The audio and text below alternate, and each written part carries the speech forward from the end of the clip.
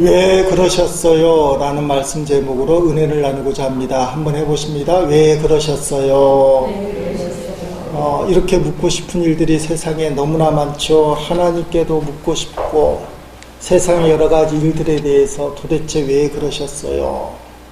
머리 지식으로는 이게 명확하게 분명하게 자리 잡지는 않아도 오늘 말씀을 통해서 내 마음속에 믿음 속에 그런 이유가 있구나 듬직하게 자리 잡기를 주의 이름으로 축복합니다. 초대교회는 이상적인 교회라고 이야기합니다. 최소한 초대교회가 시작된 마가다락방 사도행전 2장에서부터 4장까지는 가장 이상적인 교회, 가장 이상적인 교회라고 했을 때의 특징은 불순물이 없는 교회, 순결한 교회라는 그런 뜻입니다. 순수했다. 특별히 성도들이 순수했습니다. 그들은 정말 순수해서 자신들의 전 재산을 팔아서 사도들의 발 앞에 놨고 필요를 따라 나누어 쓰는 유무상통의 아름다운 공동체를 꾸렸습니다. 여러분, 사도행전 2장에서 시작된 초대교회가 4장까지는 불순물이 없는 이상적인 교회인데 기간으로 치면 1년 미만 정도 되는 그 세월, 그게 이 땅에 존재했던 교회 중에 가장 아름다운 교회였다. 여러분, 초대교회가 말입니다. 가장 이상적인 교회가 될 수 있었던 근거가 무엇이냐? 그것은 성령 충만이 답입니다.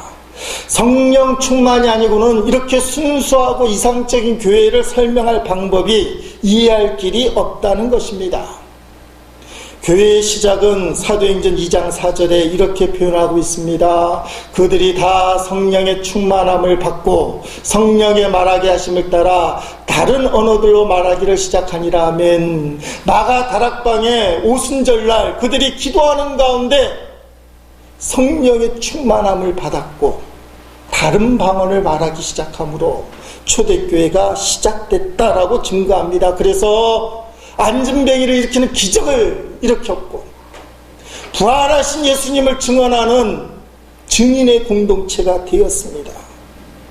교회는 분명히 성령 충만함으로 시작되었습니다. 그 후에도 초대교회는 성령이 충만한 상태였습니다. 생명의 유업을 하는 사내들의 공의 앞에서 베드로와 요한이 성령이 충만하여 변호하였습니다. 복음을 증거하였습니다. 사도행전 4장에는 성령 충만에 대한 직접적인 언급이 2번이나 언급이 됩니다. 8절 31절에. 그렇다면 성령 충만의 핵심이 도대체 무엇인가? 마가다락방에서 있었던 불의 혀 같은 역사, 바람소리 같은 역사, 그때 온 사람들이 성령의 충만함에 사로잡혔는데 성령 충만이 그런 현상일까? 만약에 그 현상이 성령 충만의 핵심이라면 오늘 우리가 드리는 이 예배는 불길 같은 역사, 바람소리 같은 역사를 추구해야 돼요. 근데 우리 예배는 불 같은 역사, 바람 같은 성령의 역사를 추구하지 않습니다. 왜냐하면 그것은 현상이고 중요한 표징은 될지 모르지만 성령 충만의 핵심은 아니라는 것입니다. 성령 충만에 2가지 진정한 의미가 있습니다. 첫째는 사로잡힘, 둘째는 절대 복종이에요. 누구에게 사로잡혀야 되느냐? 예수님께 사로잡히는 게 성령 충만이고 예수님께 절대 복종할 수 있는 것, 예수님이 주신 말씀에 복종할 수 있는 것, 예수님이 세워주신 영적 지도자에 복종할 수 있는 것이 성령 충만이다. 초대교회는 이 2가지가 확실했어요.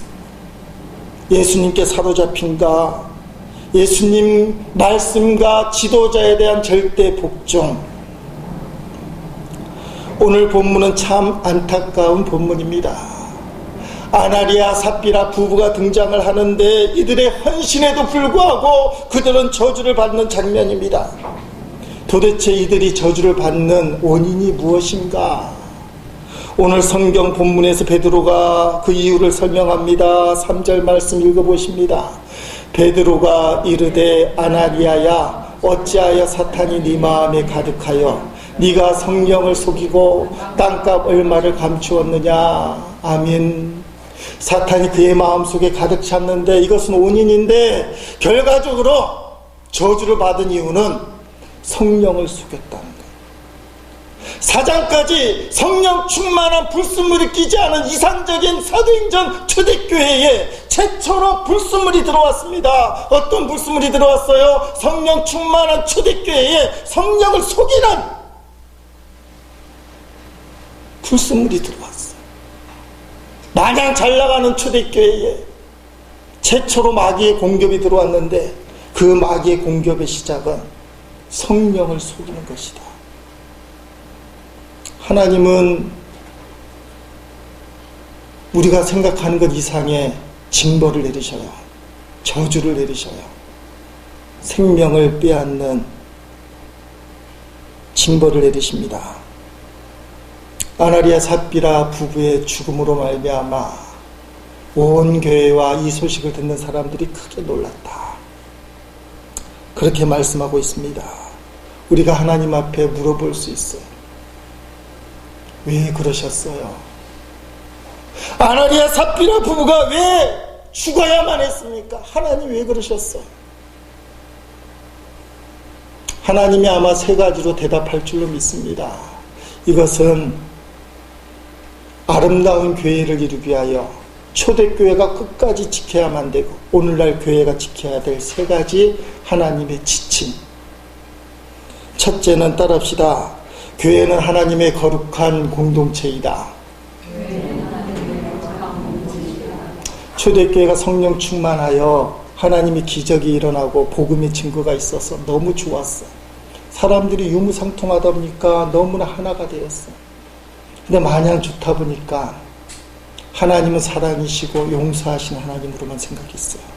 뭘 해도 되는 하나님, 뭐든지 자유롭게 품어주시는 하나님, 내 마음대로 해도 되는 하나님, 하나님을 믿는 공동체인데 어느 순간에 하나님의 임재는 머릿속에만 잠기고 마음속으로는 사람들만 보기 시작했어요.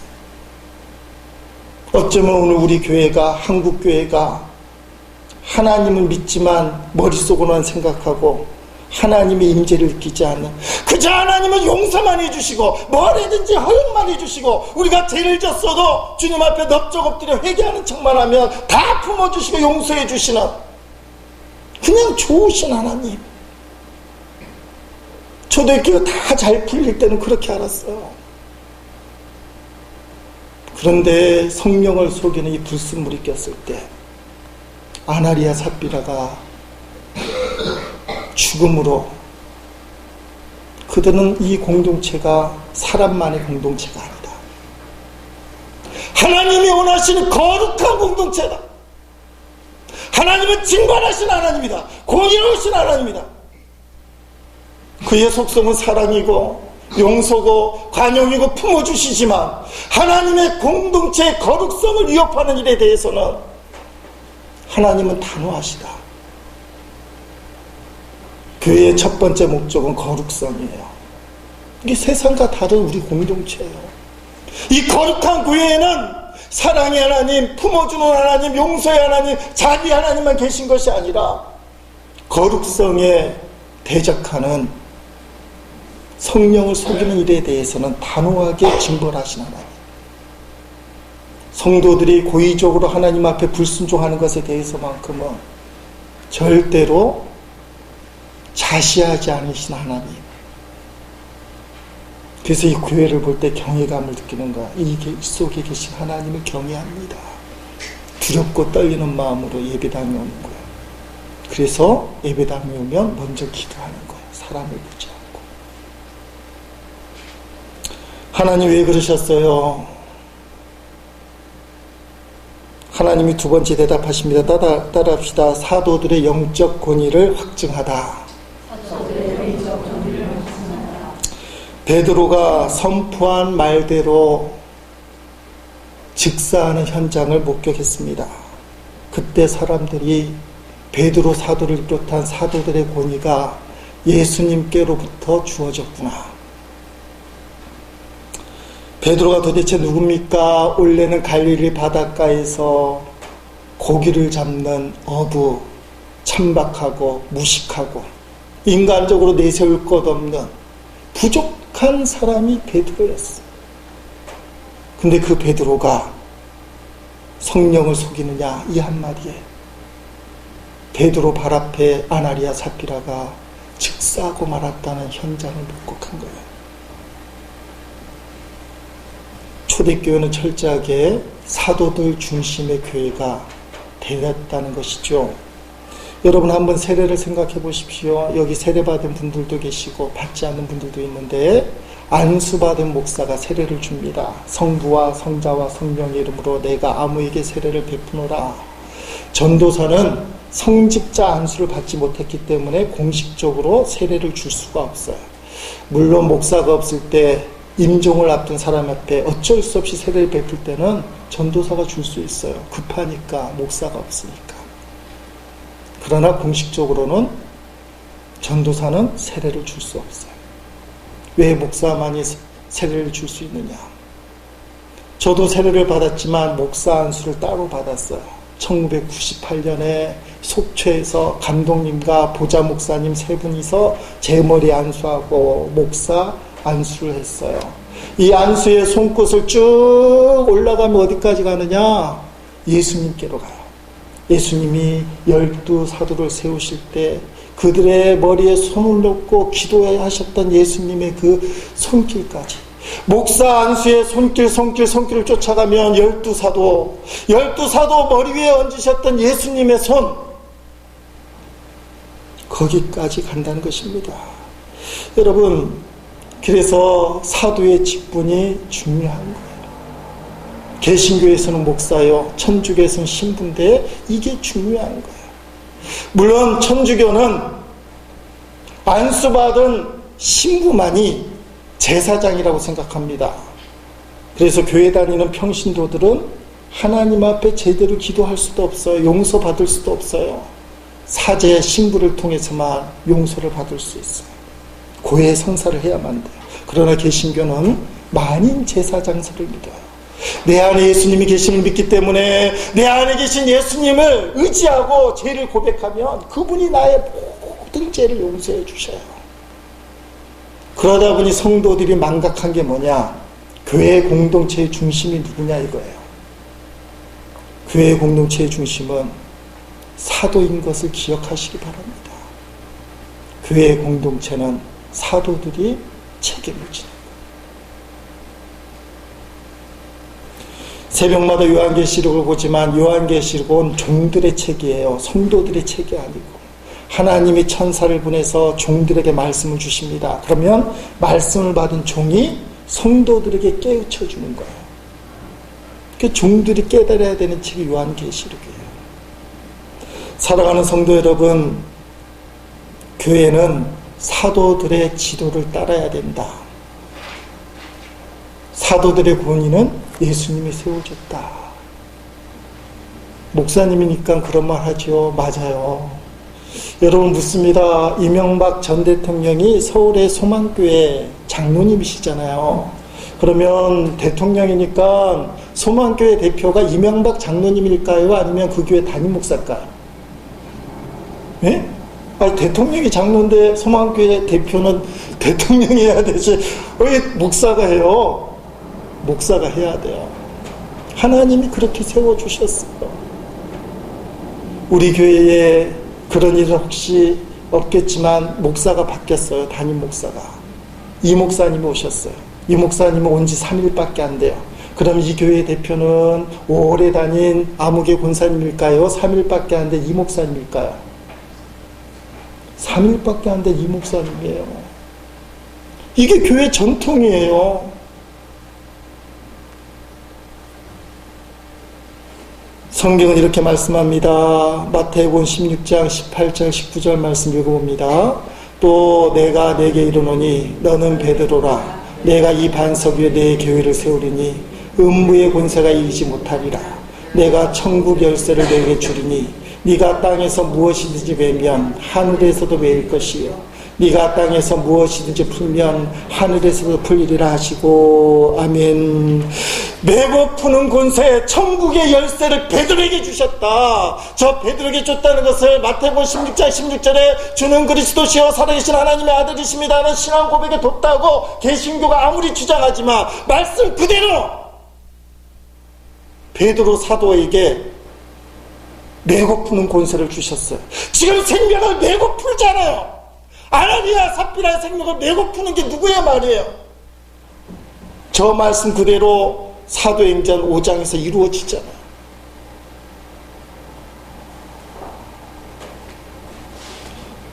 오늘 본문의 베드로의 선포, 이 말씀에 근거한 베드로의 선포가 생명을 메고 푸는 거예요. 하나님이 그렇게 하신다는 거예요. 초대교회에 그걸 보여주는 겁니다. 담임 목사를 우습게 보지 말라, 이 말씀 드리는 거예요. 사랑하는 성도분, 지금 사도행전을 통해서 초대교회의 원칙을 보는 거야. 지금 교회를 얘기하는 것이 아니라.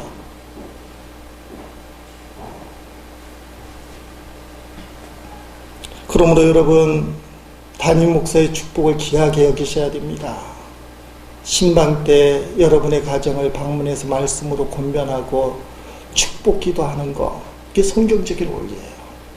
송구영신 예배 때 가족별로 모여서 안수기도 받고 축복기도 하는 거, 그게 성경적인 원리예요. 초대교회가 그걸 했다는 거예요. 어느 목사님께서 송구영신 예배 때에 축복기도 받은 성도와 축복기도 받지 않고 살아가는 성도를 비교했더니 당연히 축복기도 받은 성도가 잘 풀리고 은혜 가운데 살더라.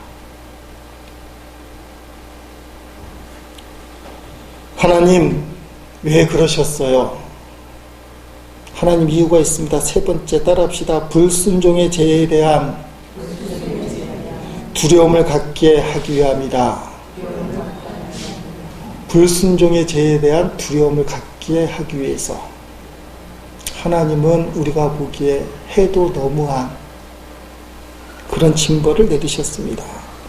불순종의 대가는 죽음이라는 것이지요. 여러분, 아나리아 삽비라는 보통 사람들이 아니에요. 자기 전 재산을 팔아서 하나님께 드릴 만큼 순종할 수 있는 사람들, 믿음의 사람들이에요. 문제는 뭡니까? 100% 헌신과 순종이 없었다는 것입니다. 자신들의 생각과 욕심이 그 헌신 속에 숨어들어 있다는 거예요. 9절 말씀을 보십시오. 베드로가 삽비라에게 너희가 어찌 함께 깨하여 주의 영을 시험하느냐. 일심동체된 부부예요. 세상 말로 얘기하면 아름다운 부부예요. 둘이 마음이 하나가 되어 있어요. 생각을 깨할 만큼 지혜로운 사람들입니다. 머리가 똑똑한 사람이에요. 함께 깨할 만큼 부부가 하나 되고 생각을 하는, 막무가내로 신앙생활을 하지 않고 지식이 있고 판단을 하는 그런 부부예요. 땅을 판값의 일부를 감추어 놓고 다 바친 것처럼 위장할 수 있는 넉살도 좋고 머리도 있는 부부예요. 이 좋은 머리로 하나님을 생각하지 않고 자신을 내세우기 시작하면서 결국 사탄이 들어갑니다. 아까 3절에 우리가 읽었잖아요. 아나리아가 성령을 속인 이유가 뭐냐? 사탄이 가득하여. 여러분, 가룟 유다 아시잖아요. 예수님을 은 30냥에 팔아버린 사나이. 가룟 유다가 예수님을 쫓아다니다 보니까 자기가 생각한 건 너무 틀린 거예요. 이스라엘 사람들이 생각하는 메시아는 도대체 누구냐?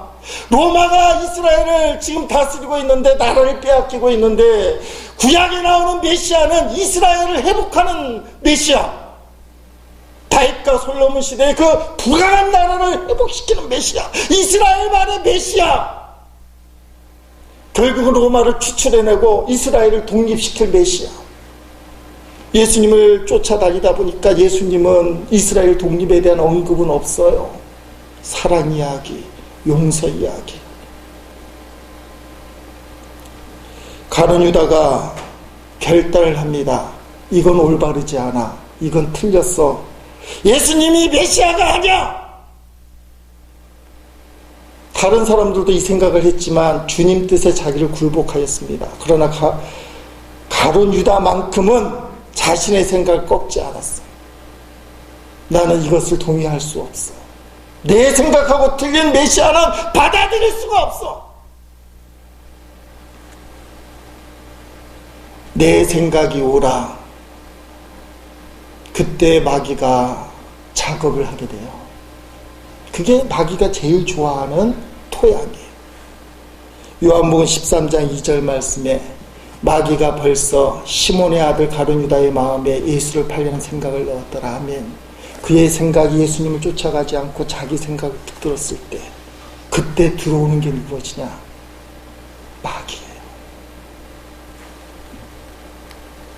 하나님의 말씀에 불순종하겠다는 의지를 집어넣은 거예요. 자기 생각대로 행하겠다는 의지를 집어넣은 겁니다. 마귀의 특징이 뭐겠어요? 하나님의 권위를 깎아내리고 말씀에 불순종하게 만드는 거예요. 선악과를 따먹지 말라, 따먹으면 반드시 죽는다는 분명한 하나님의 말씀이 아담과 하에게 주어졌는데, 뱀으로 표현된 마귀의 유혹입니다. 한번 읽어보십니다. 창세기 3장 4절 6절 말씀 같이 읽어보십니다. 뱀이 여자에게 이르되 너희가 결코 죽지 아니하리라. 너희가 그것을 먹는 날에는 너희의 눈이 밝아져 하나님과 같이 되어 선악을 알 줄 하나님이 아심이니라. 여자가 그 나무를 본즉 먹음직도 하고 보암직도 하고 지혜롭게 할 만큼 탐스럽기도 한 나무인지라. 여자가 그 열매를 따먹고 자기와 함께 있는 남편에게도 주매 그도 먹은지라. 아멘. 여러분, 마귀의 첫마디가 뭐예요? 너희가 결코 죽지 않다. 선악과 따먹어도 죽지 않는다. 하나님 말씀에 대해 반대하는 거예요. 그런데 마귀의 유혹이 말도 안 되는 소리로 다가서는 것이 아니라 다 그럴듯한 소리로, 맞는 소리로 들려요. 한마디로 얘기하면 그겁니다. 하나님의 뜻을 따라가기보다는 너의 생각을 한번 펼쳐봐라. 그래서 생각을 바꿔서 마귀의 생각을 쫓아가다 보니까 선악과가 갑자기 보암직도 하고 먹음직도 하고 지혜스럽게 할 만큼 탐스럽기도 하고, 그전에만 해도 하나님의 경외의 상징이었어. 하나님이 살아계신데 이 에덴 동산의 모든 걸 내게 허락해 주셨지만 이 선악과를 건들지 말라는 것은 내가 하나님을 믿는다, 하나님을 경외한다는 신앙의 표시였어. 근데 마귀의 소리를 듣는 순간, 아, 저거는 범해도 되는 보암직도 하고 먹음직도 하고 지혜로만큼 탐스럽기도 하고, 그래서 훌반은 따먹어요. 남편에게도 줬어. 믿음이 없는 사람이나 말씀이 없는 성도들은 이러한 마귀의 생각이 너무 좋아 보여요. 이것이야말로 내 생각이라고 확신하고 일절의 타협도 없이 주저함 없이 시행을 하는 겁니다.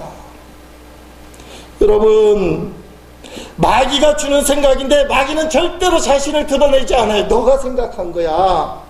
그건 네 생각이야. 이렇게 본인도 맞아, 이건 내 생각이야. 이게 얼마나 좋은 생각인데 자기 생각처럼 착각하게 만들고 시행하게 만들고 결국은 죽게 만들어요.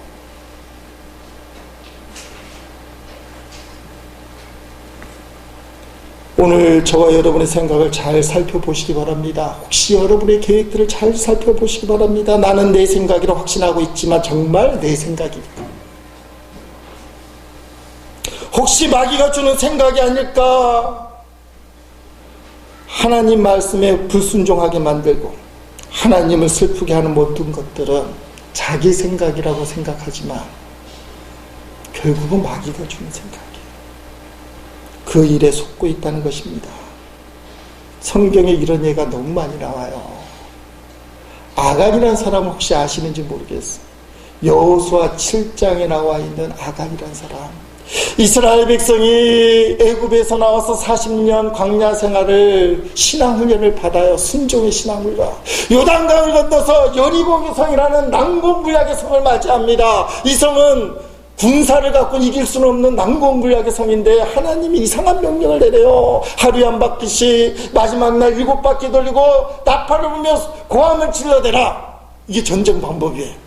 이스라엘 백성은 순종했어. 13바퀴를 돌고 그 여리고성에서 고함을 질러댈 때 여리고성이 무너졌어요. 얼마나 환호성이 일어납니까? 기가 막힌 하나님의 역사예요.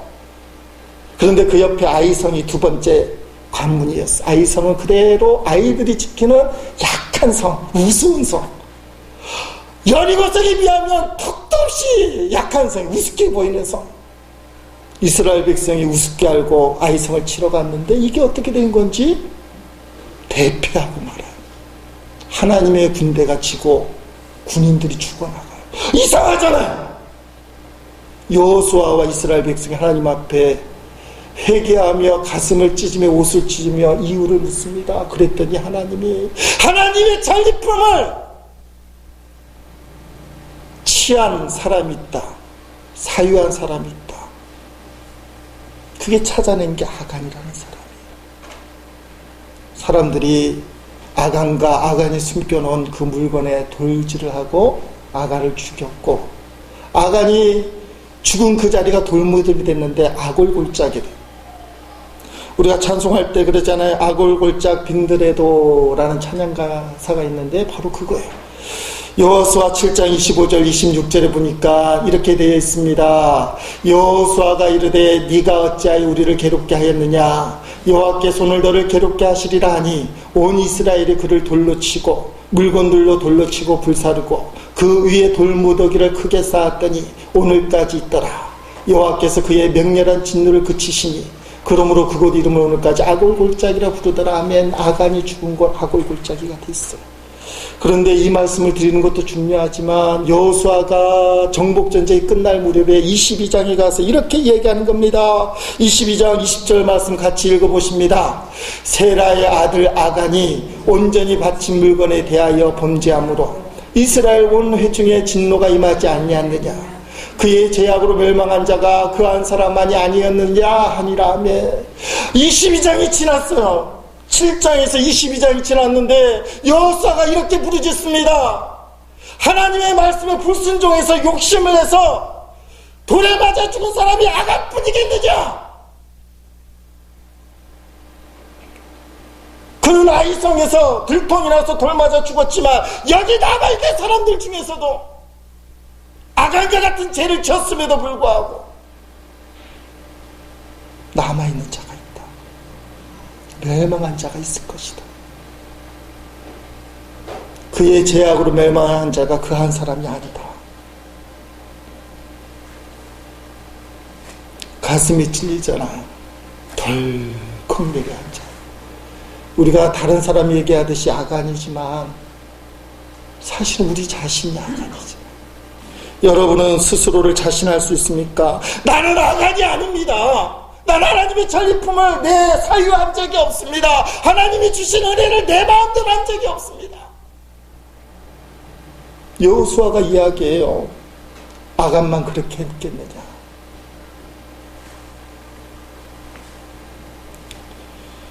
이스라엘 최초의 왕은 사울 왕입니다. 그런데 버림받은 왕이에요. 그 이유가 무엇인가? 하나님께 불순종했기 때문인데 하나님이 사울 왕에게 이스라엘 괴롭히는 아말리악을 전쟁을 해서 그 전리품을 완전히 멸절시켜라, 진멸시켜라 이렇게 얘기합니다. 사무엘상 15장 3절 말씀 읽어보십니다. 지금 가서 아말렉을 쳐서 그들의 모든 소유를 남기지 말고 진멸하되 남녀와 소와 젖먹는 아이와 우양과 낙타와 나귀를 죽이라 하셨나이다 하니 짐승이건 사람이건 남기지 않고 모든 재산들을 다 없애라. 하나님 그렇게 말씀하셨습니다. 그런데 이 명령을 받은 말씀을 받은 사울왕이 어떻게 했을까? 사무엘상 15장 9절 읽어봅니다.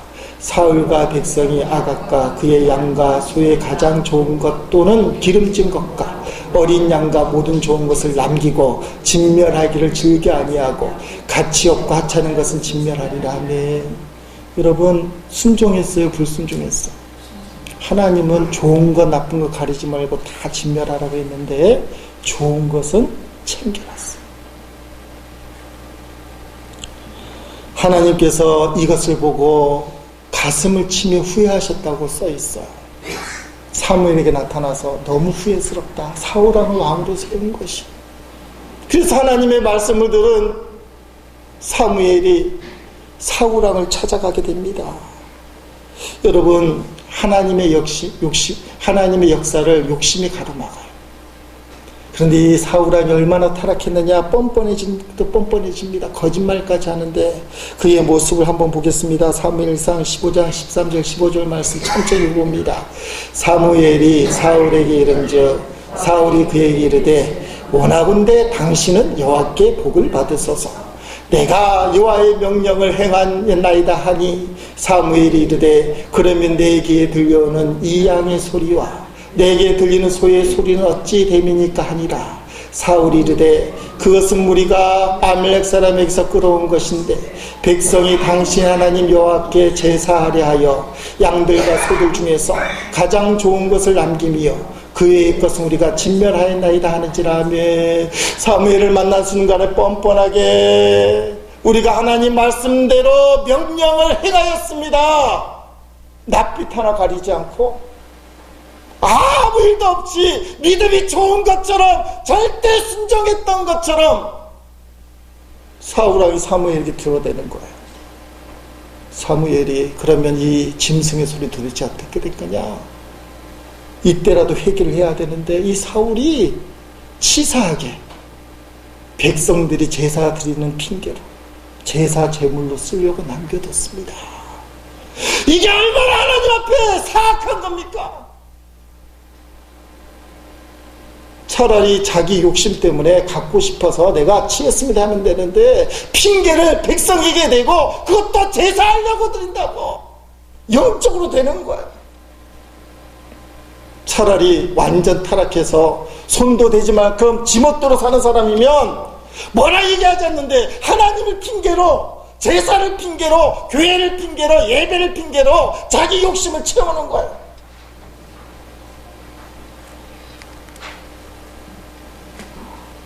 너무 불쌍해 보이잖아요. 아나리아 삽비라도 마찬가지 경우라는 겁니다. 하나님께 드린다고 하면서 자신의 욕심을 채우는 걸 하나님이 보신 거예요. 하나님보다 자기가 더 강했다는 겁니다. 물론 제사는 많이 바치고 일부를 속였지만 그 속에 들어있는 건 하나님보다 자기 욕심이 더 강한 걸 봤기 때문에. 하나님보다 자기 욕심이 강한 사울왕은 버림받았고 하나님보다 자기 욕심이 강한 아나리아 삽비라는 죽임을 당했어요. 너무 안타깝잖아요. 아나리아 삽비라 중 그 중에 한 사람만이라도 진실을 붙들었다면 이런 비극이 일어나지 않았을 텐데 아나리아 삽비라 중 한 사람만이라도 정신을 차려서 여보 이게 도대체 무슨 소리야? 어떻게 하나님을 속일 수 있어? 차라리 안 드리면 안 드렸지 왜 거짓으로 드리려고 하오? 속이면서까지 할 필요는 없지 않소. 그렇잖아요. 전재산 아니라고 해도 되잖아요. 전재산의 일부이다 해도 되잖아요. 사랑하는 성도 여러분, 아무리 부부라고 해도 말입니다. 하나님이 기뻐하지 않는 불순종의 길에는 함께하면 안 돼요. 한 사람이라도 말려야 됩니다. 부부 일심동체가 되어서 그들이 불순종, 불신앙의 길에 가면 결국은 다 죽는 거예요. 부모, 자식도 마찬가지예요. 인정에 끌려서 하나님이 원하지 않는 길을 허락하고 거기 공주한다면 그것은 공멸이에요. 한 사람에서 깨어서 그걸 말려야 돼요.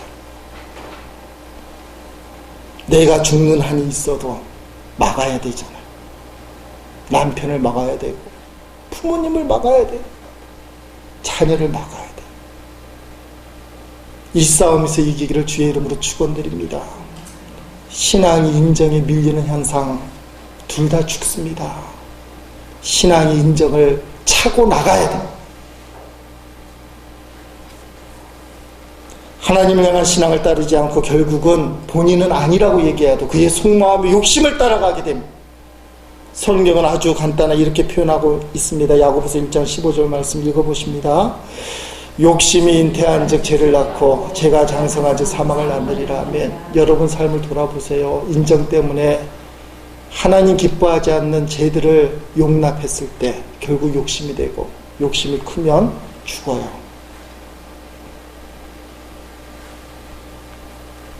오늘 말씀을 들으면서 아무리 그래도 그렇지 하나님께서 아나리아 삽비라를 왜 죽게 한 것입니까? 너무하지 않습니까? 이런 분들이 있을 수 있어요. 맞아요. 부인할 수 없는 사실입니다. 그러나 오늘 우리가 물어야 할 질문이 있습니다. 아간과 같은 우리, 아나리아 삽비라 같은 우리는 왜 죽지 않느냐? 그것은 하나님의 전적인 은혜라는 거예요. 하나님의 전적인 은혜. 내가 아간과 같았고 아나리아 삽비라 같은 사람임에도 불구하고 하나님이 내게 기회를 주시는 것은 하나님의 전적인 은혜다. 우리는 하나님의 은혜를 감사하며 오늘 말씀을 통해 아나리아 삽비라 사건을 통해 주시는 주의 말씀을 붙들어야 될 줄 믿습니다. 하나님, 왜 그렇게 엄청난 일을 하셨습니까? 그때 우리에게 주신 메시지는 이래요. 주님께만 사로잡히고 절대 복종하는 성령 충만의 삶을 살아라. 초대교회가 그렇게 하고 초대교회 성도들이 그렇게 했어. 성령 충만, 주님께 사로잡히고 주님께만 절대 복종하는 것. 말씀을 정리하면 하나님 왜 아나리아 삽비라에게 왜 그러셨어요? 우리가 물으면 주님은 세 가지로 대답한다고 말씀드렸어요. 첫째, 교회는 하나님의 거룩한 공동체, 사람들만의 모임이 아니에요. 하나님이 함께하는 거룩한 공동체다. 두 번째, 사도들의 영적 고인을 확증시켰다. 베드로의 말 한마디에 생명이 물 풀고 묶이는 역사. 셋째, 불순종의 죄에 대한 두려움을 갖게 함으로 말씀에 절대 복종하게 만들었다. 오늘 설교 제목을 붙여서 그대로 아나리아 삽비라에게 물어봅니다. 믿음의 선배들이여, 그대들은 전 재산을 팔아서 하나님 앞에 헌신할 만큼 믿음이 좋은 사람들인데 왜 일부를 감추는 거짓말을 했어요? 왜 그러셨어요? 아나리아가 이렇게 대답할 겁니다. 몰라서 그랬지. 죽을 줄 알았으면 누가 그랬겠어. 이 정도쯤이야 했지. 당하고 보니까 그것이 잘못된 생각이었어. 하나님보다 사람들의 평판이 커 보였어. 바나바가 전 재산을 바치고 사람들에게 인기를 끄는 것을 보고 나도 전 재산을 바친다고 했어야만 했지. 그러나 사실은 내 욕심이 있어서 아까워서 일부는 숨겨두었던 거야. 그런데 그 욕심 때문에 나도 모르게 거짓말을 했고 그 거짓말 때문에 나는 죽었어. 절대 하나님을 속이면 안 돼. 그대로 진실하게 하나님 앞에 서야 돼. 아나리아가 그렇게 우리에게 얘기할 거예요. 왜 성령을 속였어요? 아나리아 삽비라는 사람을 보고 세상이 먼저 보인 겁니다. 평판이 먼저 보인 거예요. 거기에는 만족함이 없습니다. 하나님, 오직 그 하나님 한 분을 볼 때 참된 만족이 있어요. 오늘 초대교회가 크게 두려워하는 사건을 살펴봤습니다. 그러나 이 사건이 우리 교회의 가시밭의 백합화가 되기를 주의 이름으로 축원드립니다. 자, 그림을 하나 보겠습니다. 이 그림은 우리 형제교단이라고 얘기할 수 있는 기독교 대한성결교회, 이게 감리교 웨슬리 후예예요. 이 성결교회는 웨슬리안들, 우리 감리교회 성도들이 와서 전도를 했는데 자생적으로 생긴 교단, 한국에만 있는 교단이에요. 이 교단의 표시가 뭐냐면 마크가 가시밭의 백합이에요. 백합이 그냥 있으면 향기를 발하지 못해요. 조금 나요. 그런데 가시가 콕콕콕콕 찔릴수록 백합의 향기가 쑥쑥 뿜어나와서 멀리 퍼진다는 거예요. 성결교회 마크가 된 이유는 신앙 속에서도 신앙은 꺾이지 않는다. 신앙 속에서도 신앙은 진가를 발휘한다. 이게 성결교회 목표예요. 따라합시다. 시련 속에서도 신앙은 진가를 발휘한다. 백합은 찔릴수록 향기를 발하는 것. 하나님의 궁극적으로 우리에게 주시고자 하는 것은 참된 평안입니다. 그 평안은 무엇이냐? 아무 문제가 일어나지 않는 비닐하우스 하초 안에 있는, 하원 안에 있는 하초가 아니에요. 땡볕에 비바람이 불고 폭풍이 불고 홍수가 나는 그곳에서도 흔들리지 않는 평안을 가지는 것. 예수님이 우리에게 이런 말씀을 하셨어요. 엄청난 문제 속에서도 내가 견딜 수 있는 평안을 주겠다. 초대교회가 아나니아와 삽비라와 같이 크게 두려운 일 속에서도 하나님의 평안, 복음을 붙들고 맡겨진 사명을 감당했어. 요한복음 16장 33절 말씀, 우리에게 중요한 모티브잖아. 한번 읽어보십니다. 이것을 너희에게 이르는 것은 너희로 내 안에서 평안을 누리게 하려 함이라. 세상에서는 너희를 환난을 당하나 담대하라, 내가 세상을 이겼노라. 아멘. 자, 세상을 이긴다는 말은 교회가 아니라도 얘기해요. 자기를 붙들라, 운명을 붙들라. 하늘이 무너져도 솟아날 구멍이 있다 얘기해요. 근데 교회는 다른 말을 해요. 따라합시다. 주님 안에서. 이게 교회의 복음이에요. 아나니아 삽비라가 불순물을 꼈어요. 성령을 속이는 건 주님 밖으로 튀어나갈, 자기 욕심을 붙들려고 하는 거예요. 하나님은 단호하게 그것을 끊었어요. 가시를 줬어요. 근데 초대교회는 깨닫고 향기를 바라는 교회의 위상을 지켜나갔어요.